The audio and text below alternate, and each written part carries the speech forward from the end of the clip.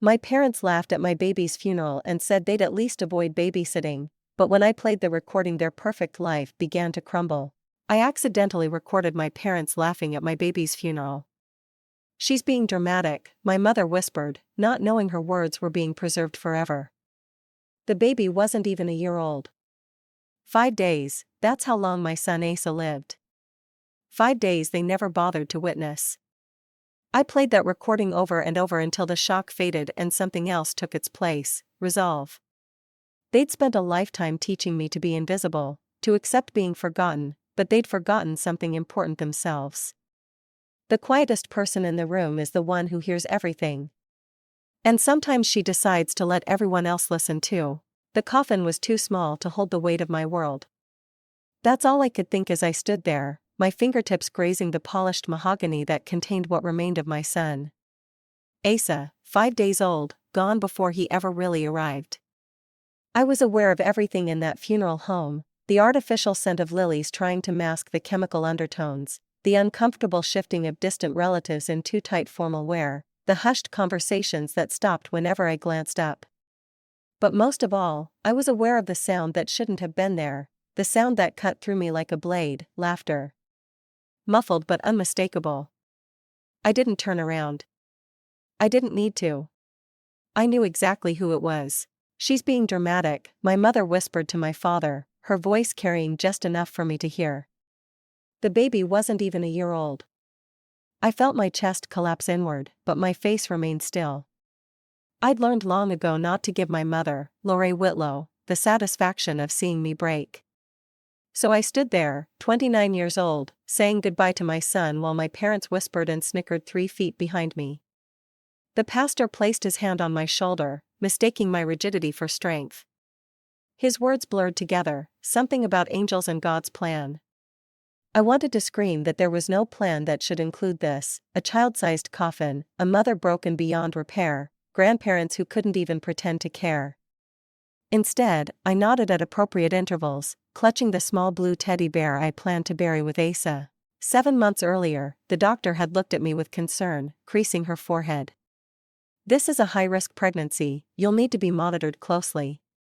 I nodded, already knowing who wouldn't be monitoring anything. My mother had rolled her eyes when I told her about the pregnancy. "Are you sure you're ready for this? Children change everything, and honestly, your career is just starting to take off." My career as a freelance historical archivist barely paid the bills. The part-time writing gigs I picked up helped, but motherhood wasn't about financial readiness for me. It was about the life growing inside me, the one I'd already fallen in love with. When the first complications arose, spotting at 12 weeks, I called my mother in tears. "It's just hormones making you emotional," she said dismissively. "Women have been having babies since the beginning of time, you're overthinking this." "The doctor said I might lose the baby," I tried to explain. "Well, maybe that would be for the best. You're still young, plenty of time for children later when you're more established." I stopped calling after that. The pregnancy progressed with terrifying uncertainty. Each ultrasound brought momentary relief followed by new concerns: low amniotic fluid, restricted growth, possible heart abnormalities that later proved to be false alarms. Through it all, I attended appointments alone, read parenting books alone, prepared the nursery alone. My brother Rowan called occasionally, but our conversations inevitably circled back to him, his thriving investment firm, his Instagram-famous girlfriend Bria, their glamorous vacations. "You should see the sunset from our villa in Santorini," he said during one call while I was on hospital-ordered bed rest. Bria got 200,000 likes on her sunset meditation post. The day I went into labor, 14 weeks too early, I was alone in my apartment. The pain came swift and merciless. I called 911 first, then my parents, then Rowan. No one answered. I left voicemails with shaking hands as the contractions tore through me. "Mom, I'm going to the hospital, something's wrong, the baby's coming too early, please call me back." The paramedics arrived minutes later. The last thing I remember before losing consciousness was the younger EMT holding my hand, telling me everything would be okay, the kindest lie anyone had ever told me. When I woke up in the hospital, groggy from emergency surgery, the nurse's face told me everything. I'm so sorry, Miss Witt. We did everything we could. Your son is in the NICU, but you should prepare yourself. They placed Asa in my arms the next day, so tiny, so perfect, so fragile. 5 fingers on each hand, 10 toes all together, a dusting of blonde hair like mine. The tubes and monitors connected to his delicate body made him look like a science experiment rather than a newborn, but to me he was beautiful, perfect. He lived for 5 days in the NICU, fighting with a strength I couldn't fathom. I stayed by his side until his last breath, memorizing every detail of his face, the curve of his ear, the shape of his nose. The nurses taught me how to hold him despite the equipment, how to speak to him, how to be his mother for the brief time we had. No one came to the hospital, not once. My mother called on the 3rd day. "We're at Rowan's engagement dinner," she said, her voice brimming with excitement. "He proposed to Bria last night, can you believe it? We're planning for a spring wedding." I hung up without telling her that her grandson was dying. When Asa's tiny heart finally stopped, I felt mine crack open. The NICU nurse, Shannon, with kind eyes and calloused hands, helped me bathe him one last time. She took a print of his hands and feet, cut a lock of his fine hair, and wrapped him in a blue knitted blanket donated by hospital volunteers. "Take all the time you need," she whispered, leaving me alone with my son. I held him for hours, talking to him about the life we should have had, the bedtime stories I'd never read him, the autumn leaves I'd never show him, the Christmas mornings that would now always be incomplete. Later, minutes or hours, I couldn't tell, I called my parents again. "Asa died," I said when my father answered, no preamble, no questioning. A pause. "Who?" "My son. Your grandson. He died an hour ago." Another pause. "Oh, I'm sorry to hear that." His voice was distant, formal, as if responding to news about a stranger's misfortune. "Your mother's at her book club, I'll tell her when she gets back." 3 days later, I arranged the funeral myself, picked the tiny casket, ordered the flowers, wrote the obituary for a life that spanned less than a week. The funeral home director was kind, offering the children's service at a reduced rate. He had gentle eyes that reminded me of the NICU nurse. Now, at the funeral reception, most guests had left. Only my parents remained, picking at the food platters in the corner of the room. I sat alone, staring at the guest book with its sparse signatures. "What a waste," my mother muttered to my father, thinking I couldn't hear. "That casket cost a fortune, and for what? She could have had a simple cremation." My father nodded absently, his attention on his phone. Neither of them had hugged me, neither had shed a tear. "Mourning this hard isn't healthy," my mother continued. "She needs to move on. It's not like she knew him." I slipped out without saying goodbye, clutching the memory box the hospital had given me, tiny footprints, a lock of hair, the blue blanket that had wrapped his body. That night, I lay in bed holding that blanket to my face, breathing in what remained of Asa's scent, waiting for tears that wouldn't come. Sleep never found me. Instead, I tried writing goodbye letters, poems, anything to release the pressure building inside me. But the words felt hollow, insufficient. I tore each attempt to shreds, watching the pieces scatter across my bedroom floor like the fragments of my heart. The days blurred together. I ignored calls from the few friends who knew about Asa, took a leave of absence from my archiving contract, and existed in a gray space between living and not living, going through mechanical motions, eating enough to survive, showering when the smell became noticeable, responding to essential emails with empty phrases. 2 days after the funeral, I was emptying my purse when I found my phone had been recording. I'd accidentally hit the voice memo button during the service. My finger hovered over the delete button, then paused. I plugged in my headphones and pressed play. My breath caught as I heard it all, the eulogies, the prayers, and then, crystal clear, my mother's voice, "She's being dramatic. The baby wasn't even a year old." Then the snicker, my father's low chuckle joining in. "At least we don't have to babysit now," he added. Then my mother again, God, I was dreading having to pretend to be excited about a grandchild. "This is easier, honestly." The recording continued, capturing every dismissive comment, Every moment they thought no one was listening. The evidence of their cruelty played in my ears, undeniable and raw. I played it again and again. Each time, the knife twisted deeper, but something else was happening too. The fog of grief parted momentarily, making room for something hot and clarifying: anger. At my next therapy session, Dr. Blee Parker watched me with gentle eyes as I recounted finding the recording. "Why do you think you keep seeking validation from people who have proven themselves incapable of empathy?" she asked. The question hung in the air between us. I had no answer. "They're my parents," I finally said, as if that explained everything. "Yes," she agreed, "but that doesn't mean they deserve access to your pain." Dr. Blee had been my therapist for 3 years. Initially, I'd started seeing her for anxiety related to my writing career, but our sessions had evolved to excavate the deeper roots of my insecurities. She'd always suggested my relationship with my parents was problematic, but I'd resisted the idea. Family was family. I thought you couldn't choose them, so you had to make peace with what you got. Now, playing her that recording, I watched her professional composure briefly crack. She said softly, "What they did, what they said, it's emotional abuse. It's cruel beyond measure." "I know," I whispered.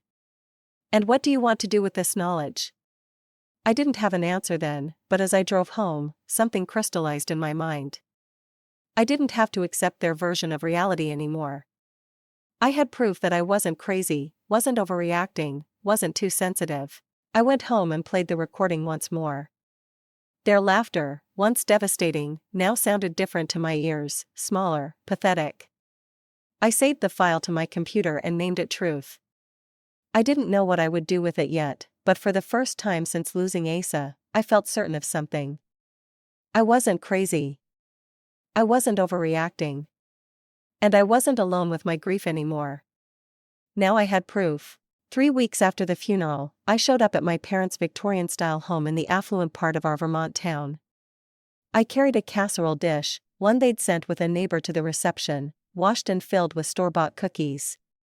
My mother opened the door, not bothering to hide her surprise. Her perfectly highlighted blonde hair was swept into its usual elegant twist. "We weren't expecting you." "Just returning your dish," I said, stepping inside without waiting for an invitation. The house looked exactly as it always had: tasteful antiques, family photos where everyone was smiling, mostly Rowan's achievements prominently displayed, and not a speck of dust anywhere. No sign that a grandchild had lived and died.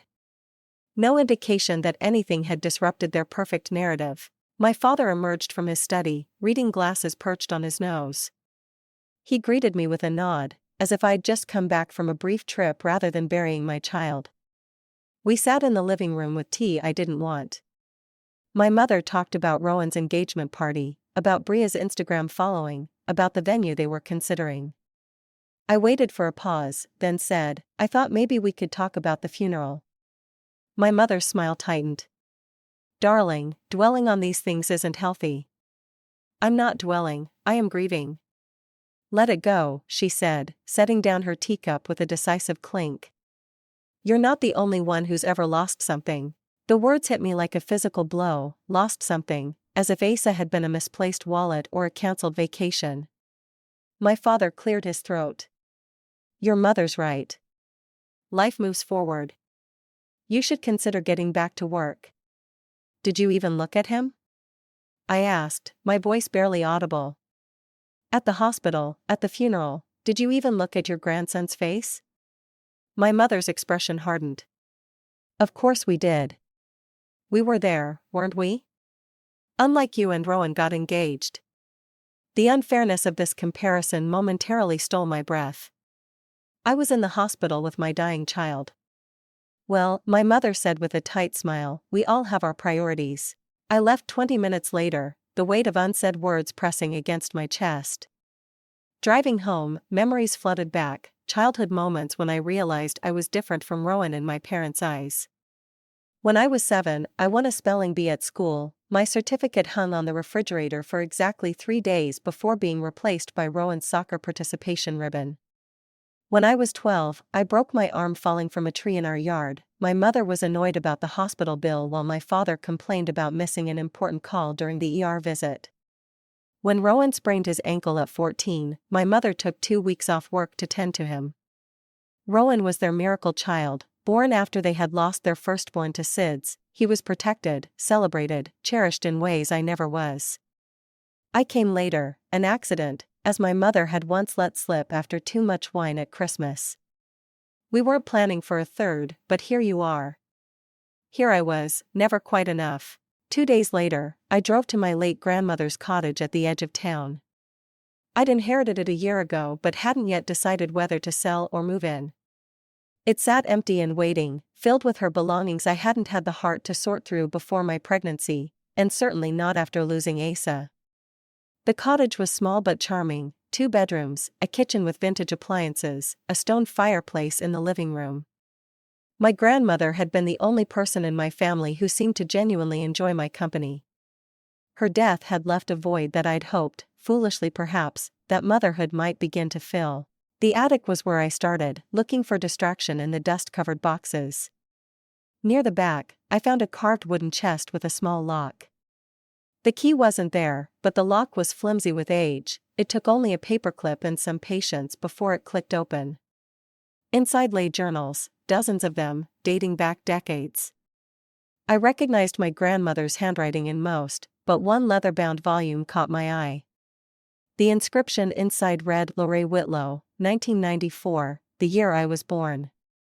I shouldn't have read it, some boundaries shouldn't be crossed, but grief had already stripped me of caution, of self-preservation. So I read. Another girl, my mother had written, as if one wasn't enough. Now I'm stuck at home with a newborn while James travels for work and Rowan needs attention. This wasn't supposed to happen. Page after page detailed her resentment of my existence, how I'd ruined her figure, how I cried too much. The baby is colicky, won't stop screaming. Probably knows she wasn't wanted. April 16, 1994. The baby smiled today. Everyone acts like it's some miracle, but it's just a reflex. I can't wait to get back to work and let the nanny deal with her. May 22, 1994. James's mother keeps buying the baby presents, ridiculous frilly dresses and books as if she can read. She'll probably be slow like James's sister. June 30, 1994. Rowan broke his toy and blamed the baby. Smart boy. I know she couldn't have done it, but I put her in timeout anyway. Rowan needs to know we're on his side. I closed the journal, my hands trembling. Something cold and hard settled in my stomach, not surprise exactly, but confirmation, a truth I'd always sensed but never had confirmed. I took the journal home with me, placing it in my desk drawer beside the USB drive with the funeral recording. Evidence accumulating, though for what purpose, I wasn't yet sure. The next day, Rowan called to ask if I'd write a family legacy poem for his wedding. Bria thinks it would add a personal touch, he explained. Something about our family values, our heritage. You're good with words. I almost laughed. What exactly are our family values, Rowan? Don't start, Allah, he sighed. Mom said you're still having a hard time. I get it, but life goes on. My son died 3 weeks ago. And I'm sorry about that, truly, but you can't expect everyone to put their lives on hold. I agreed to think about the poem. I even met them for dinner the following week, Rowan, Bria, my parents, and me around the dining table that had witnessed so many tense family meals. Bria was exactly as her Instagram suggested, stunning, polished, with a practiced warmth that never quite reached her eyes. She asked about my work, made appropriate sympathetic noises about my loss, and talked endlessly about their wedding plans. We're thinking about a feature in Modern Bride, she said. They're interested in our story, how we met at that charity gala, the proposal in Santorini. Sounds perfect, I said, pushing food around my plate. Allah's working on a special poem for the ceremony, my mother told Bria as if it had been decided. Actually, I said, I've been thinking about Asa a lot, the funeral, how none of you were there when he was in the NICU. The table went silent. This again? My mother's voice was ice. Really, you're attention-seeking now. He was your grandson. A baby you barely knew, she snapped. Stop making everything about you. Rowan looked pained. You really need to move on, sis. It's not healthy. I left early, claiming a headache. In my car, I played the funeral recording again, letting their voices wash over me. When I got home, I copied it to 3 USB drives, hiding one in my desk, one in my grandmother's cottage, and one in a safety deposit box at the bank. Insurance, I told myself, though against what, I wasn't sure yet. The following weekend, I visited my great-aunt Sil at her assisted living apartment. Aunt Sil was my grandmother's younger sister, the family truth-teller, the one who never sugar-coated anything. Your mother always was cold, she told me as we shared tea, even as a teenager. When their sister was dying of leukemia, Lorraine couldn't be bothered to visit the hospital, said the smell made her nauseous. I didn't know they had a sister, I said. Aunt Sil's eyes widened. Of course you didn't. Lorraine erases what doesn't fit her narrative, always has. She told me about my mother's sister, Violet, who died at 15, how my mother had abandoned her, refused to donate bone marrow, missed the funeral for a school dance. There's a pattern with her, Aunt Sil said, patting my hand. It's not you, darling. It never was. That night, I got a text from Maris Calloway, my college roommate and once best friend. We'd drifted apart over the years, our occasional coffee dates becoming less frequent until they stopped altogether.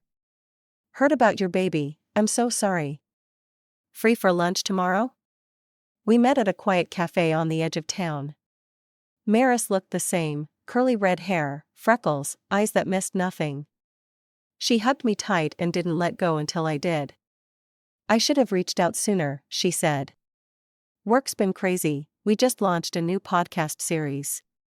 Maris worked as a producer for a popular true life storytelling podcast. She'd always had a talent for drawing out people's deepest stories.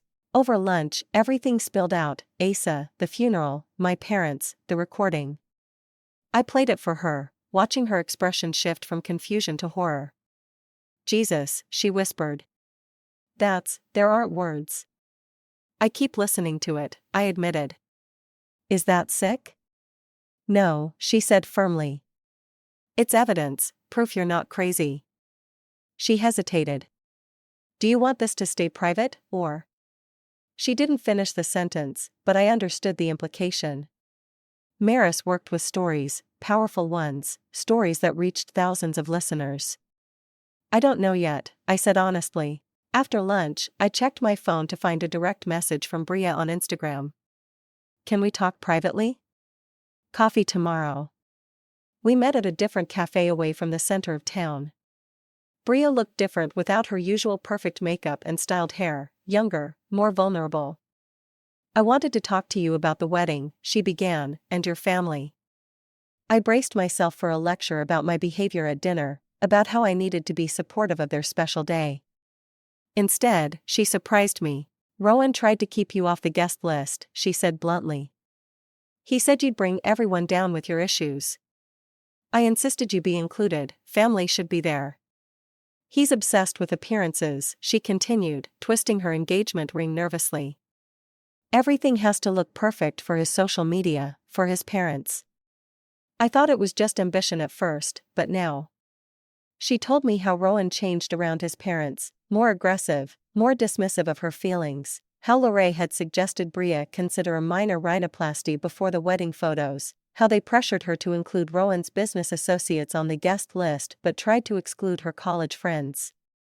I'm starting to wonder what I'm marrying into, she admitted. I didn't know what to say. Part of me wanted to warn her, to show her the recording, to tell her to run. Another part, the part trained by years of family loyalty, held back. That night, I sat at my computer staring at an upload button. I'd created a private audio file, the funeral recording, edited slightly for clarity. My finger hovered over share. I didn't click, not yet. But for the first time I understood I might. I hear her voice in my head. I told Dr. Blee during our next session, 2 months after Ace's death, not comforting me, criticizing, always criticizing. Rain streaked the office windows, matching my mood. I'd been sleeping poorly, writing less, existing in a strange limbo where grief and rage took turns driving my body. Whose voice? Dr. Blee asked, though I suspected she knew. My mother's. Even my grief isn't mine, she's there telling me I'm doing it wrong. Dr. Blee leaned forward. You've spent your life trying to earn love from people who see affection as something to be rationed. That doesn't mean you're unworthy of love. I'd been seeing Dr. Blee for 3 years, initially for anxiety related to my writing career. Now our sessions had become a lifeline, the only place where I could speak my full truth without censoring. I visit Ace's grave every Tuesday, I said. It helps somehow to have a place. What I didn't tell her was that the previous day I'd found something strange at the cemetery, fresh flowers on Ace's small gravestone, not my usual white roses, but wild daisies tied with blue ribbon. A small note tucked among them read, "You're not alone." He mattered. The handwriting was unfamiliar. Someone had been there, someone who understood. The thought was both comforting and unsettling. That night, I dreamed of Asa, not as he had been, tiny and struggling in the NICU, but as a toddler running through a sunlit field. I woke up gasping, tears streaming down my face, the first real tears since the funeral. I wrote down every detail of the dream before it could fade, preserving this glimpse of what might have been. The next morning, I walked through the farmers' market in town square, trying to feel normal among the bustling shoppers. I spotted my mother across the way, chatting animatedly with members of her garden club. She looked carefree, unburdened, like a woman who hadn't lost a grandson 2 months earlier. She saw me and gave a little wave, as if we'd just had a minor disagreement about dinner plans rather than the emotional abyss that now separated us. I turned and walked away, unable to maintain the pretense.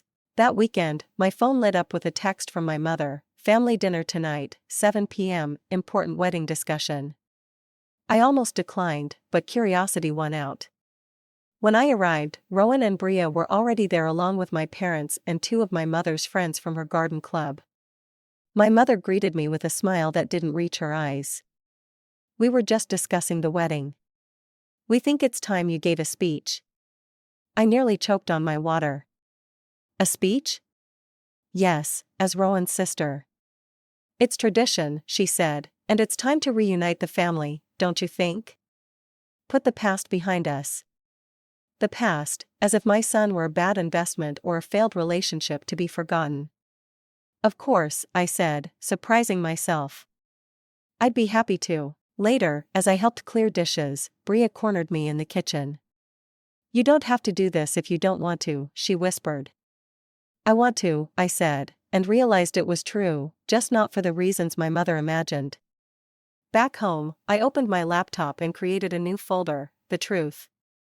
Inside, I saved the funeral audio, screenshots of cruel text messages from my family, scans of my mother's journal pages, old voicemail recordings where she criticized my choices, a digital vault of evidence against what I wasn't entirely sure yet, gaslighting, emotional abuse, or simply against forgetting. The next morning, I drove to Ace's grave with fresh flowers. The cemetery was quiet, the autumn air crisp and clear. I sat on the small bench opposite his marker, talking to him as I always did, about my day, about the birds in the maple tree, about nothing and everything. "I don't know what to do," I told him.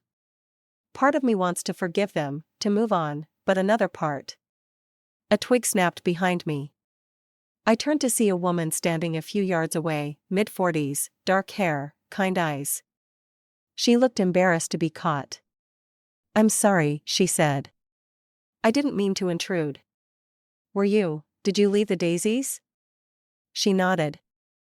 "I lost my daughter 10 years ago, stillborn. I visit her every week." She gestured toward a small marker several rows away. "I've seen you here talking to your son." Her name was Valerie.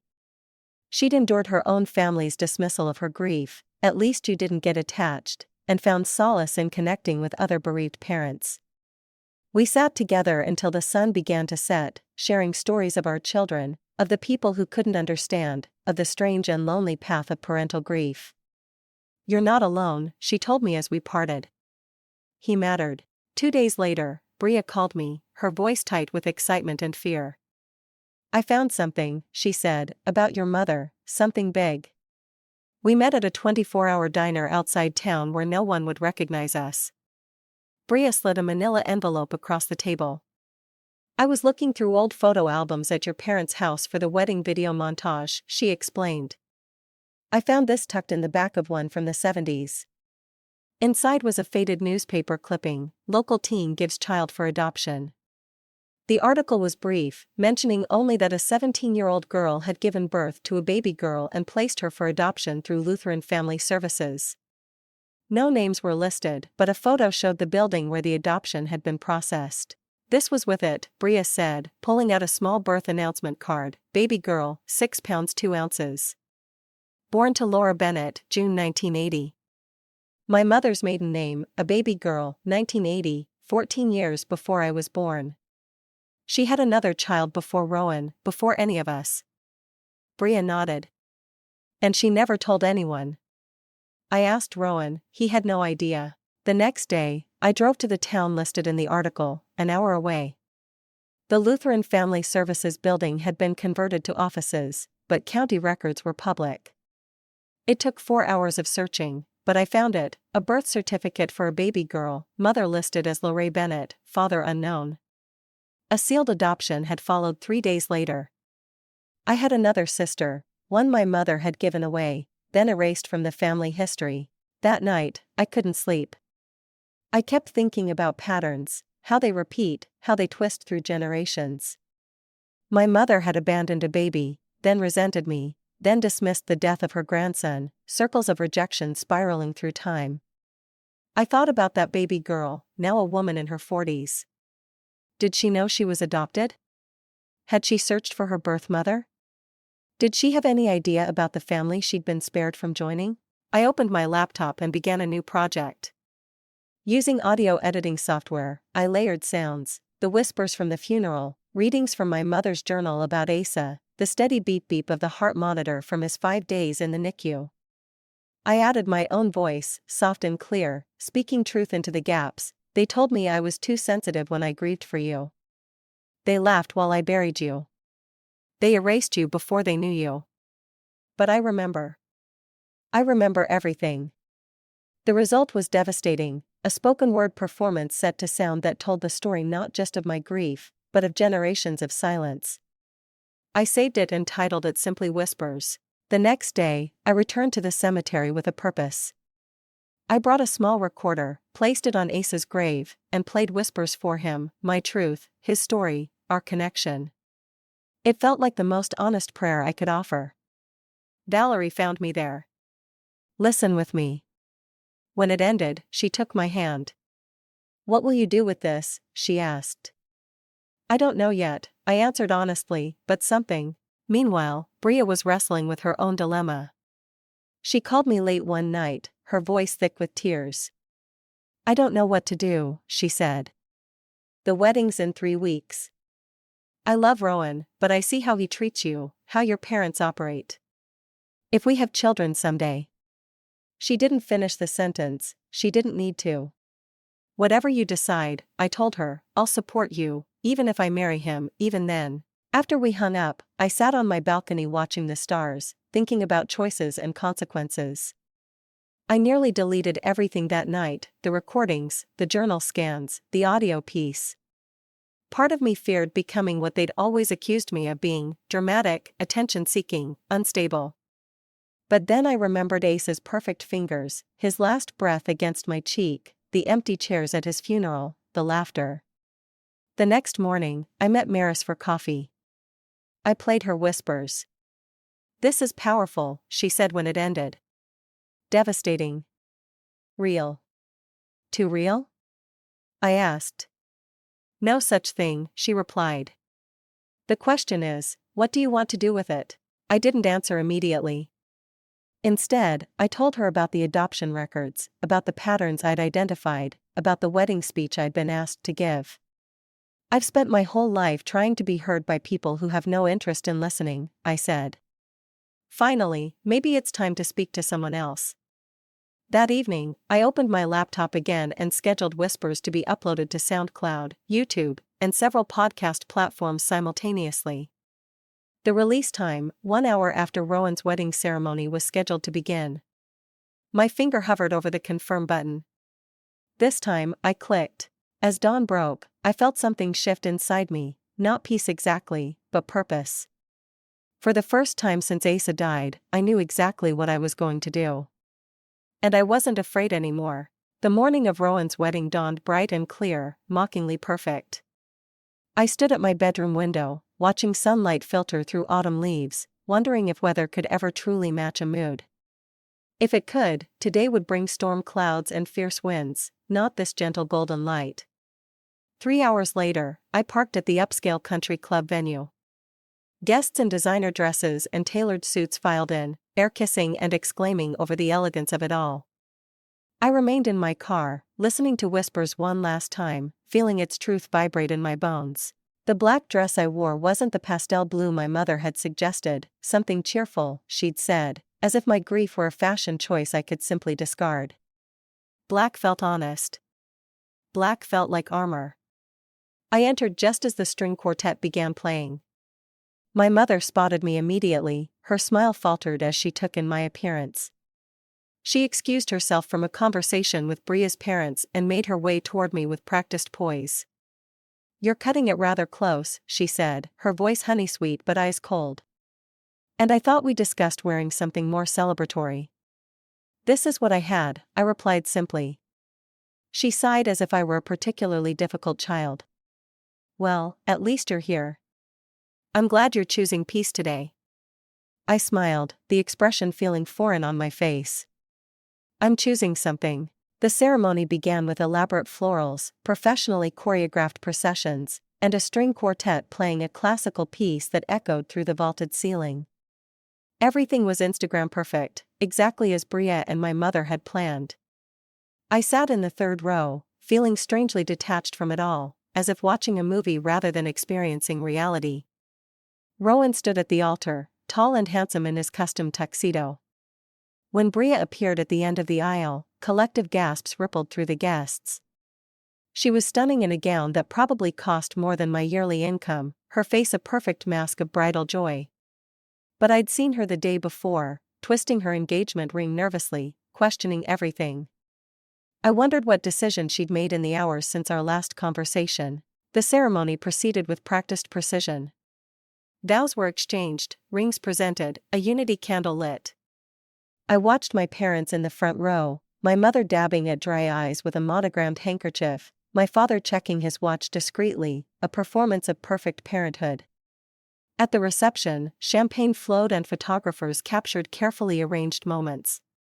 I nursed a single glass of wine, checking my phone periodically, 52 minutes until whispers would release to the world. And now the DJ announced a special toast from the groom's sister. My mother had placed me late in the speech lineup, after the best man and maid of honor, after the parents' speeches, as if my words were an afterthought. I moved to the small stage, accepting the microphone with steady hands. The crowd quieted, faces turned expectantly toward me. I saw my parents' reassured expressions. They believed I would play my part, maintain the facade, keep the family secrets. "For those who don't know me," I began, my voice calm, "I'm Alla, Rowan's younger sister. I've been asked to speak about family today, about legacy and love." My mother nodded approvingly. "2 months ago, I buried my son," I continued, and watched the approving smile freeze on my mother's face.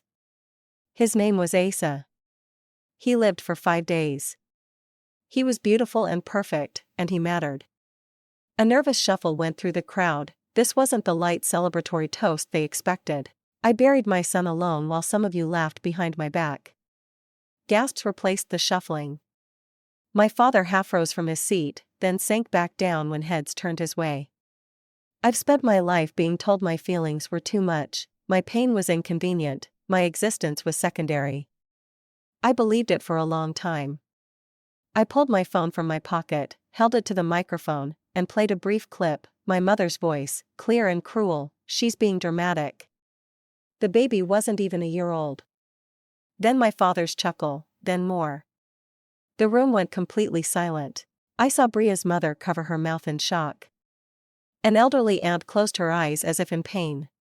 Someone near the back stood up and walked out.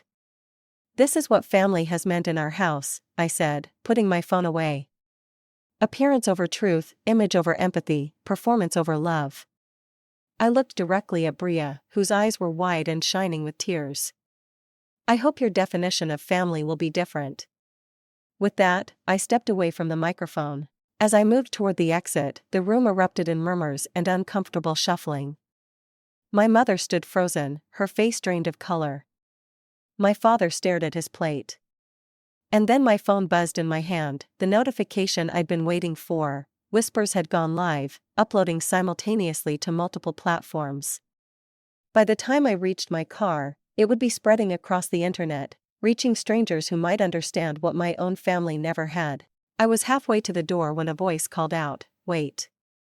Bria stood in the center of the room, still in her wedding gown, tears streaming down her face. She looked from Rowan to me, then back again. "Is it true?" she asked him, loud enough for everyone to hear. Rowan's face contorted with anger. "She's always been unstable, jealous." "Don't listen to, I heard the recording," Bria cut him off. "Those were your parents' voices, laughing at a funeral. Was that what you wanted me to marry into? Is that who you are?" The room was dead silent now, hundreds of eyes watching this unplanned drama unfold. "It's not that simple," Rowan began, but Bria was already removing her engagement ring. "I can't do this," she said, placing the ring on the nearest table. "I won't do this, not to myself, not to any children we might have had." She looked around the stunned room. "I'm sorry, everyone, there won't be a wedding today." She walked straight to me, took my hand, and together we left the venue, two women in black and white stepping into the sunlight, leaving chaos behind us. In the parking lot, she leaned against my car, her elaborate gown pooling around her. "I was going to do it after the ceremony," she said. "I had a whole speech planned, but hearing your mother's voice." She shook her head. "I couldn't go through with it, not even for one more minute." Inside the venue, we could hear raised voices. My phone was lighting up with notifications, whispers was being shared, commented on, spreading beyond my control. "What happens now?" Bria asked. "I don't know," I answered honestly, "but whatever it is, it'll be real." As we sat in my car deciding where to go, my mother emerged from the venue. She spotted us and marched over, her face contorted with rage. "How dare you," she hissed through the window. "How dare you destroy your brother's wedding, embarrass this family? How dare I tell the truth?" I interrupted. "That recording was private, you had no right. Like you had no right to laugh at my son's funeral, to dismiss his existence, to pretend he never mattered. You've always been dramatic, always seeking attention. But this is unforgivable." "Good," I said, starting the engine, "because I'm done seeking forgiveness from people who aren't sorry." I drove away, leaving her standing there, my mother becoming smaller in the rearview mirror until she disappeared completely. By nightfall, whispers had been played over 10,000 times. Comments flooded in from strangers around the world. I felt this in my bones. "She said what we're all too afraid to say. This happened to me too. Thank you for giving it a voice." Bria stayed at a hotel that night, fielding calls from confused wedding guests and her own shocked family. I returned to my apartment, turned off my phone, and slept for 12 hours straight, the first unbroken sleep I'd had since losing Asa. When I woke, the world had changed. My private pain had become a public conversation. My family's secrets were exposed to the light. And something inside me that had been coiled tight for years, perhaps my entire life, had finally begun to unwind. 3 days later, I received a certified letter from my mother's attorney threatening legal action for defamation and invasion of privacy. I placed it in the growing file of evidence alongside the funeral recording and the journal pages. That same day, I learned that my father had resigned from his position at the investment firm, citing personal reasons. Their carefully constructed social image was crumbling, and they blamed me rather than their own actions. I didn't respond to the legal threat. Instead, I drove to my grandmother's cottage, put fresh sheets on the bed, and began moving my belongings. It was time to make a home in a place where love had once existed. A week after the wedding I received a text from an unknown number. I found Lorraine's daughter, your half-sister. She wants to meet you. It was Bria. We arranged to meet at a cafe halfway between our towns. I arrived early, my stomach tight with nervous anticipation. What would she look like? Would I see my mother in her face? Would she hate me for exposing our shared mother's cruelty? When she walked in, I knew her immediately, not because she resembled our mother, she didn't, but because something in her careful movements, her watchful eyes, felt familiar, like looking in a mirror that reflected not appearance, but essence.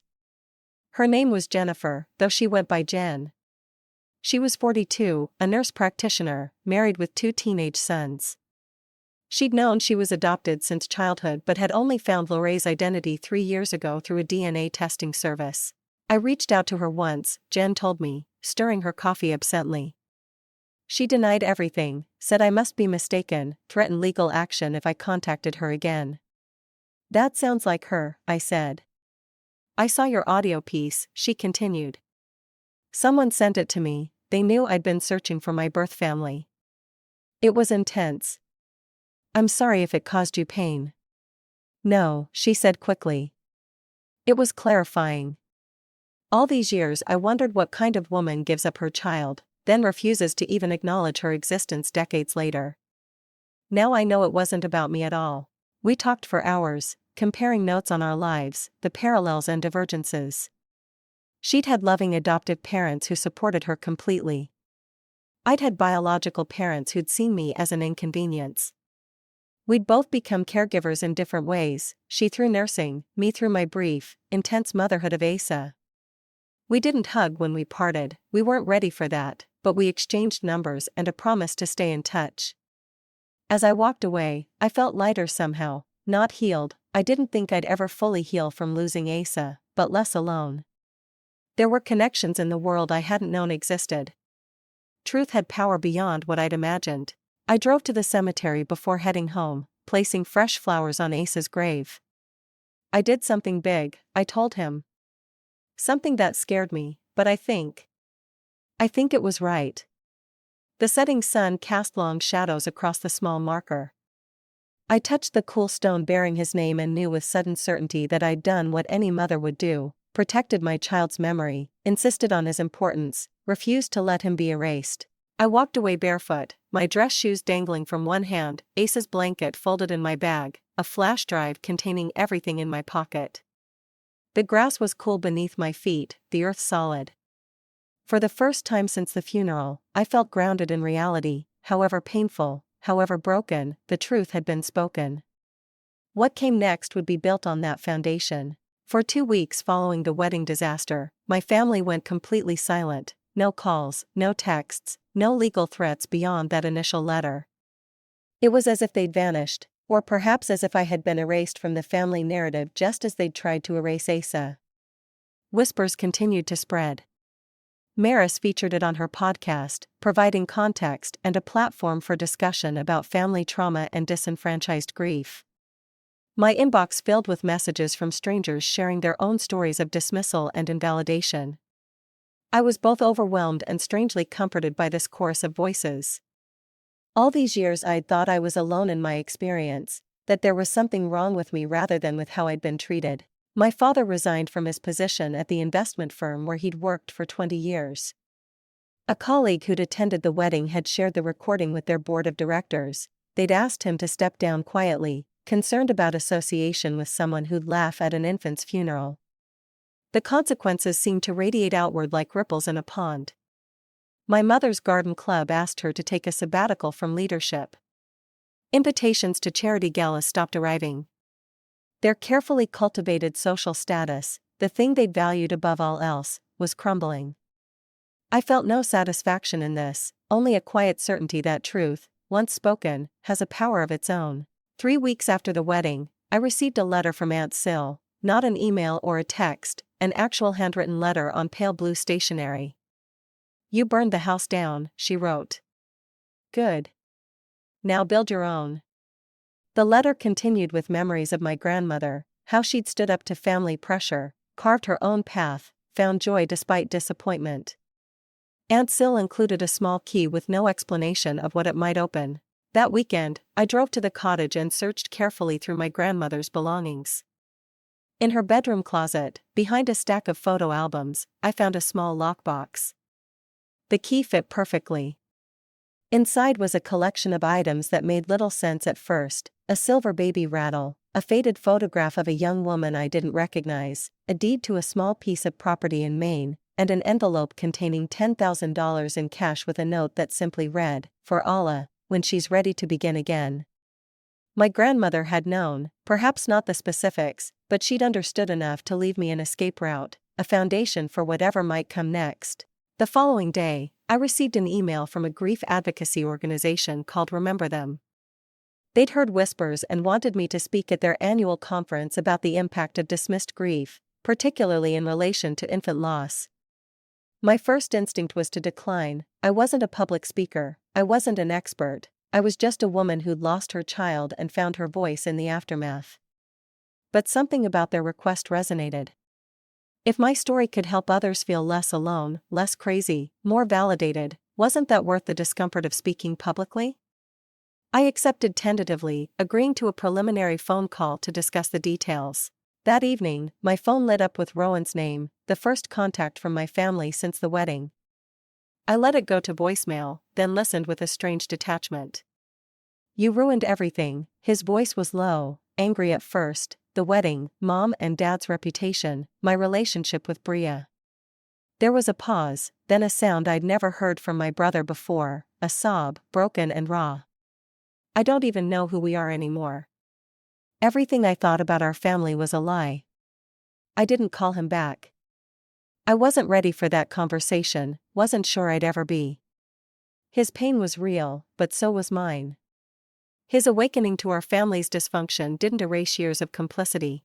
Instead, I poured my energy into creating something I'd been thinking about since Asa died: a digital memory vault. I gathered every photo I had of him, the few videos from the NICU, the footprints and handprints, my journal entries from pregnancy and after, the audio of his heartbeat, whispers, and anything else that proved he'd existed. I designed it carefully, made it beautiful, then set it to public access with a simple password: "He mattered." Within days, thousands had viewed it. Comments poured in, some from parents who'd lost children, others from people who simply wanted to acknowledge Asa's brief but significant life. "I will remember him with you," wrote one stranger. "His life had meaning," wrote another. "Thank you for making space for this kind of grief," wrote a father who'd lost twins at birth. 6 weeks after the wedding, Maris invited me to be interviewed on her podcast. It would be my first public speaking about what had happened, not just whispers, but the full story. "You don't have to do this," she assured me, "but I think it might help a lot of people." We recorded in her small studio, just the two of us and sound equipment.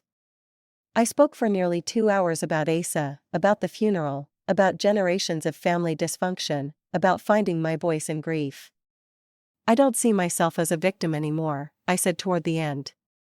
That's not why I shared the story. I shared it because silence protects the wrong people, because some things shouldn't be whispered. The episode aired a week later and immediately became the most downloaded in the podcast's history.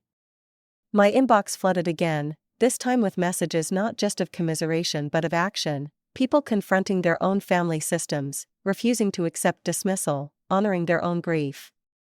Bria reached out the day after the podcast aired. She'd started a mental health awareness series on her Instagram, redirecting her influencer platform towards something more meaningful. She wanted me to be her first guest. "People need to hear this from someone who's lived it," she said, "not just from therapists and experts."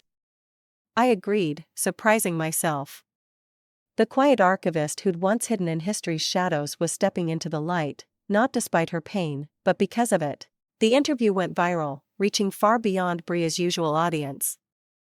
Together we talked about recognizing toxic family patterns, about the courage to disrupt them, about building something new from the ashes of what had been destroyed.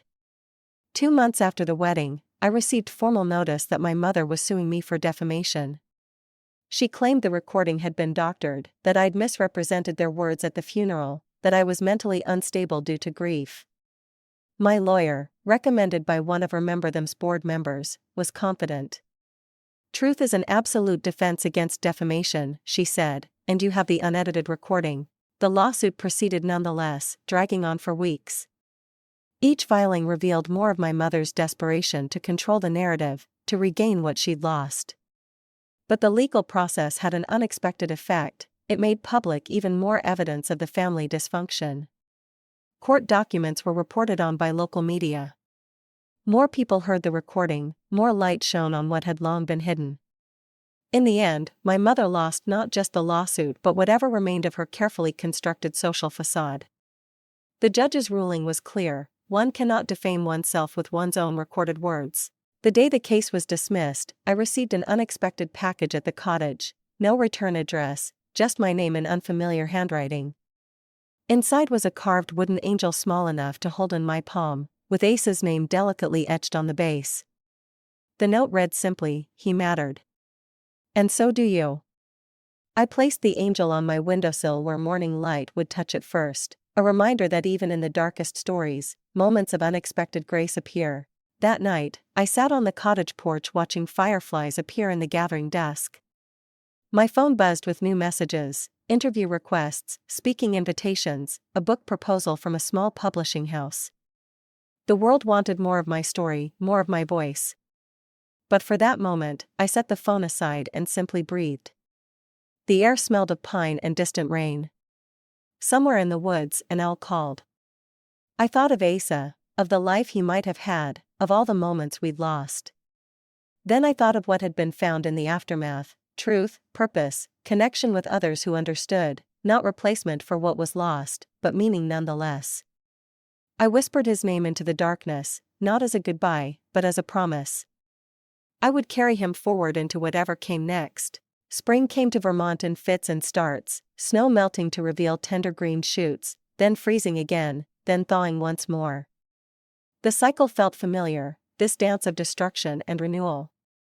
I'd spent the winter in my grandmother's cottage, writing and speaking, and gradually finding my footing in a life I hadn't planned. My work as an archivist had evolved. I'd begun specializing in personal history collections, helping families preserve their authentic stories rather than sanitized versions. As the ground softened, I made a decision. I packed my essential belongings, rented out the cottage to a young artist who needed affordable housing, and moved to a small coastal town in Maine. The property deed from my grandmother's lockbox had led me there, a modest piece of land overlooking the Atlantic with just enough space for a small house and garden. While plans for building were underway, I rented a tiny apartment above the town's historical museum. The museum director, learning of my archival background, offered me part-time work organizing their collection of local maritime history. "We can't pay much," she admitted, "but the stories here deserve proper keeping." I accepted immediately. There was something healing about handling other people's histories, preserving what mattered to them with care and respect. The work grounded me in a way that speaking and writing about my own experience couldn't. My new community had no knowledge of whispers or the family drama that had preceded my arrival. Here I was simply a quiet woman who worked at the museum and walked the beach each evening regardless of weather. That changed gradually as locals recognized my voice from podcasts or videos that had continued circulating. A young mother approached me at the grocery store, eyes brimming. "Your story helped me speak up," she said. "After my miscarriage, everyone told me to move on, try again. Because of you, I found the courage to tell them how much that hurt." An older man at the post office mentioned hearing me on his daughter's podcast. "You gave me words for something I felt for 40 years, he said. "Thank you for that." These moments were humbling, unexpected gifts, each one reinforcing what I'd come to believe, that our most painful truths, when spoken aloud, create bridges to others who've walked similar paths. I began receiving handwritten letters from all over, hundreds of them, from bereaved parents who felt unseen. I read each one, responding when I could, keeping them all in a wooden chest as testimony that Ace's brief life had created ripples of connection I never could have imagined. My therapy sessions with Dr. Bleak continued via video call. In one spring session, something unexpected happened. I cried. Not the frozen tears of shock or the angry tears of betrayal, but deep cleansing tears of release. This is good, Dr. Blee said gently. Grief needs movement to heal. I thought I'd cried everything already, I admitted, wiping my face. Grief isn't linear, she reminded me. It circles back, changes form, surprises us when we think we've moved beyond it. By summer, construction had begun on my small house. I visited the site daily, watching as the foundation was poured, walls raised, windows installed. Each stage felt symbolic, building something new on solid ground. Near the property's edge, where the land sloped toward the ocean, I planted a tree, a young maple that would take years to reach its full height.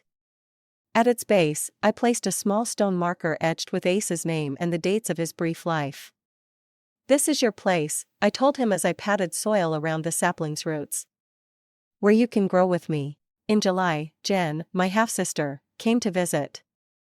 We'd been in regular contact since our first meeting, slowly building a relationship neither of us had expected to have. She brought her youngest son, now heading to college, curious to meet the aunt he hadn't known existed. We walked the beach together, collected shells, talked about everything and nothing. There was an easiness between us that I'd never experienced with biological family, no performance required, no eggshells to navigate. Have you heard from them? She asked as we watched the sunset from my half-built deck. No, I said, not since the lawsuit failed. She nodded, unsurprised. I wondered if all this might change them somehow, make them reflect.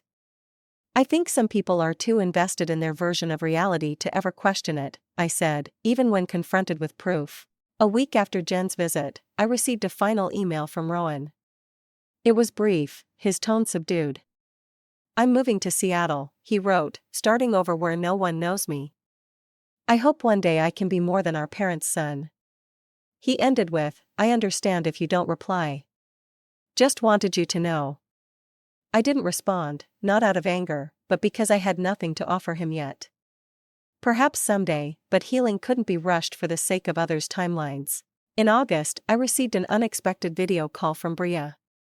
Her face filled my screen, glowing with something I couldn't immediately identify. I have news, she said, angling the camera to reveal a tiny infant sleeping against her chest. Meet Rose, named after the woman who changed my life. I stared at the screen, emotions colliding too quickly to name. She's beautiful, I managed finally. Bria's eyes shone. I wanted you to know because of you, I didn't settle for what would have been a terrible marriage. I took time to figure out what I really wanted, found someone kind. She stroked the baby's cheek. And now I have her. After we hung up, I walked to Ace's tree, now sprouting new leaves that rustled in the ocean breeze. I told him about his namesake, this tiny girl across the country who would grow up with a mother who'd chosen truth over convenience. Your life mattered, I whispered to him. It changed things. It changed me. Fall brought the completion of my small house, simple, solid, with windows facing the sea. I moved in on what would have been Ace's first birthday, marking the day not with sorrow alone, but with acknowledgement of all that had grown from loss. The final episode of the podcast series that had featured whispers aired that week. Maris had asked me to record a closing thought, something to leave listeners with. I sat at my new desk overlooking the water and spoke from the heart. Even if they laugh, even if they leave, your grief is still real, and so is your power. The truth may cost relationships built on false foundations. It may append the story you thought was yours, but what you build in its place will be real, and real is worth everything. That evening, I walked along the shore as the sun set, casting long golden light across the water. The wind picked up, rustling through the trees along the bluff. For a moment, brief but startlingly clear, I thought I heard a child's laughter carried on the breeze. Then silence, peaceful, whole. I stood watching the waves until stars appeared, my feet planted firmly on solid ground, my heart open to whatever came next. Not healed completely, I would always carry the wound of Ace's loss, but stronger at the broken places. I had spoken my truth. I had refused erasure.